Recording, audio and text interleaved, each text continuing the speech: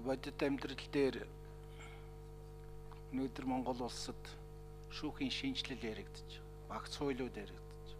Тэр нь хууль эрх зүйн өргөн утгаараа шинжилэл зарлалцсан байна. Засгийн газрын мөрийн хөтөлбөрт хийцэн байна. Тэгэхээр ийм орчинд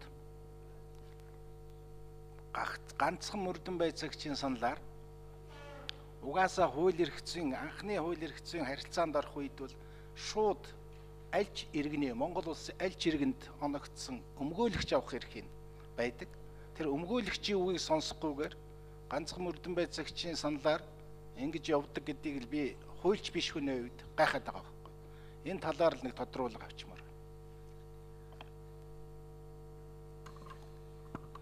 Тэгэхээр зүгээр манай одоо хойд хөршд бол үнэхээр яг тийм бүрэн иммунитеттэй учраас бол тэнд бол үнэхээр ямар нэгэн юу байхгүй бүрэн эрхийн хугацаа нь бол дууссаны дараа л хөндөгддөг.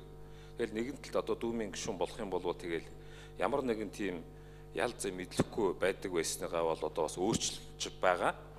Тэр одоо би сая Дэмбэрлэг гишүүний яг тодруулахаас ойлгоход бол зөвхөн мөрдөн байцаагчийн одоо саналыг үндэслэж байгаа нь бол учир дутагдaltaй юм аа л гэсэн ийм л зүйлийг л хэлж байгаа юм байна л гэж ойлголоо л да. Тэгэхээр хилцүүлгээ явцад одоо өөр одоо нэмэлт одоо юу байх юм. Энд ч бол үнэхээр прокурор бол хяналт тавьж байгаа. Тэгээ прокурор байгаа. Тэгээ мөрдөн байцаах байгууллага байна. Дээрээс нь бол одоо хэрвээ оролцуулдаг бол тэг өмгөөлөгч мэдээж бол өмгөөлж байгаа хүн нь бол заа гэж зөвшөөрөх нь бол хэцүү л байх л да.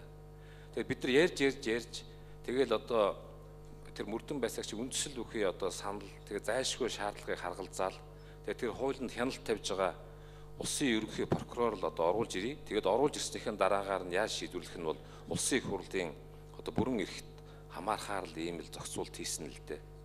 Хэрвээ тийхгүй бол одоо ямар нэгэн зохицуултгүй байгаа нь болохгүй байгаа учраас л ярьж л ингэж л оруулж ирсэн юм л да. Төсвийн байнгын хорооноос асуух гэсэн. Энэ оруулж ирж байгаа хууль маань шинжиллийн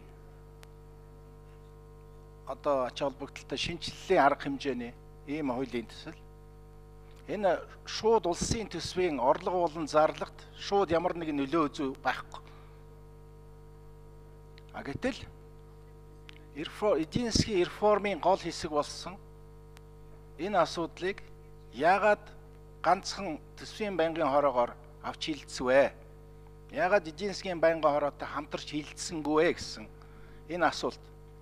Яагаад гэвэл иймэрхүү ингээ нэг гайл тариф татвар матур гэсэн тиймэрхүү юмгууд л нэг аянда механикаар ингэж ийшээ ингэснээр бусад байнгын хороод анханасаа энд хамтраад ч юм уу ингээ хилцээд явахын боломжийг үүсгэж байгаа юм л. Тийм учраас энийг би асууж байгаа албаар. Тэртээ тэргүй хэлэх үгэндээ энийг би хамтарч эдийн засгийн байнгын хороотой эдийн засгийн байнгын хорогоор хилцүүлээ гэдэг санал хэлнэ.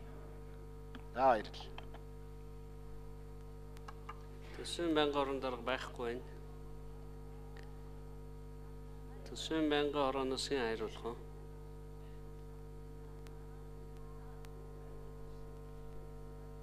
За асуулт биш, асуулт хариулт цуг явсан юм байна. Сайхан бэлэг сайдад хариулах юм байна уу?